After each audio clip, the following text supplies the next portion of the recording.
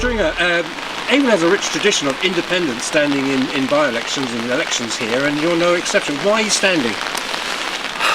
Because I care passionately about the community that I've lived in for 24 years. I think there's a time to get rid of party politics. It's all the backbiting, backstabbing, everything like that. It's not achieving what we need to achieve in Aveley. We've been a forgotten community for too long, and the political parties, major political parties, don't seem to have been able to do anything about it. So when you say Aveley is a forgotten community, what's your evidence to support that? The first thing when I got involved in the community forum, probably about 15 years ago now, was actually to get Thurrock Council to be able to spell Aveley, because they seem to think it should have an R in it. Even all the maps, the official maps, some of the signs on the recreational ground, Aveley was spelt wrong. That was one of our major things. If you can't even spell us, then you don't even know we exist.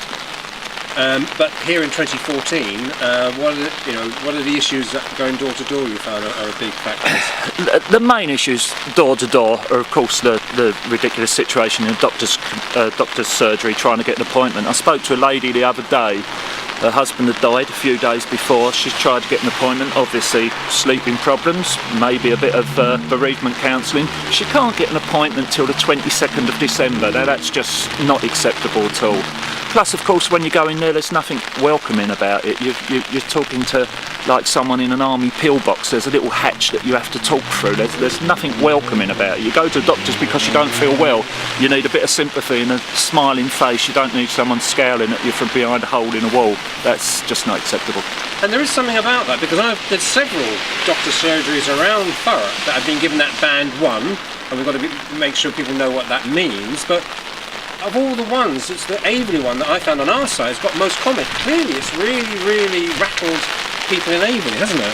Well, you can't have a situation where you've got to wait 3 weeks if you're ill. It's like make an appointment now because I might be ill in 3 weeks. That's just not acceptable. It's not only waiting 3 weeks, it's queuing up for an hour on the phone trying to get through in the first place. That's just not, again, what are you as an independent going to do differently than a Conservative or a Labour or a UKIP candidate?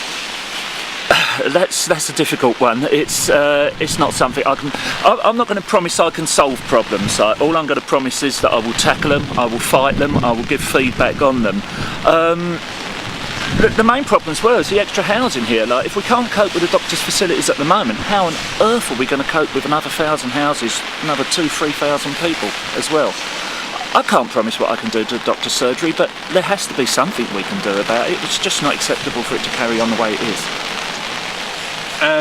You can win. It's not about me winning. This isn't about Eddie Stringer, look how great I am, like I'm going to do this for the community, I'm going to do that for the community. This is about I'm representing the community. It's not about me winning, it's about Aveley and Uplands Ward winning this election. It's time to stop party politics, it's time to do what matters and care about the community.